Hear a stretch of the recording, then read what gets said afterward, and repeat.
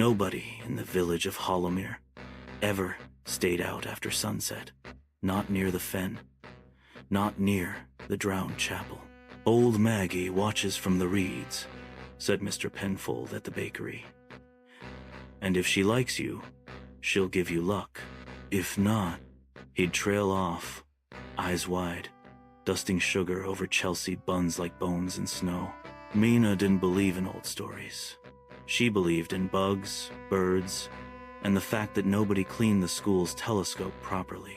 But when her mum sent her to stay with her gran in Hollowmere for the summer, the fen began to whisper things she couldn't quite ignore. Gran lived in a cottage right at the edge of the marsh, the kind with crooked roof beams and jars filled with mysterious herbs and pickle juice that blinked. Gran called herself a hedgewoman, which Mina assumed meant slightly magical and definitely nosy. One hot, still afternoon, Mina wandered down a mossy path to Hollowmere Fen. She stepped onto the old plank boardwalk and felt the silence sink into her skin. Reeds rustled. A heron flapped off with a croak. Then something clinked beneath her boot.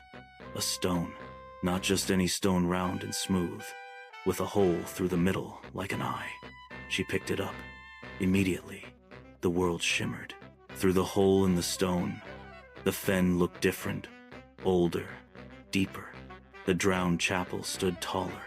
Its crooked bell tower leaned toward her, and a shape moved in the mist. A figure in a long dress, cloaked in moss and feathers, eyes like storm clouds. Mina dropped the stone. It bounced once and settled in the mud. That night, she asked Gran about it. "A hagstone," Gran said, slicing an apple with a crooked knife. "A gift from the fen. Lets you see through lies and time, especially around Hollowmere." "Who's the woman by the chapel?" Gran stopped slicing. "Ah, Maggie. Not a ghost, child. A memory. She was a cunning woman. Like me. Helped people, healed them. But back then, folks didn't like clever women with wild hair and talking crows. They called her a witch?" Gran nodded. "They feared her, so they made up tales.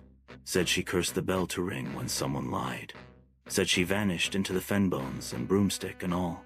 The next day, Mina went back with the hagstone tied to her belt.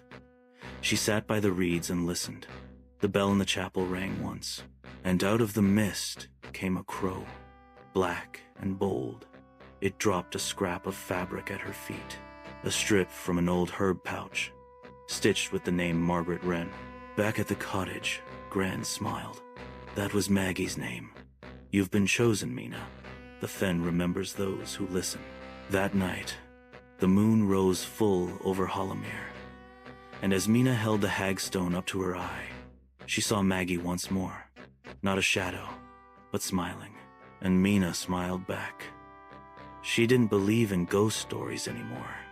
She believed in true ones.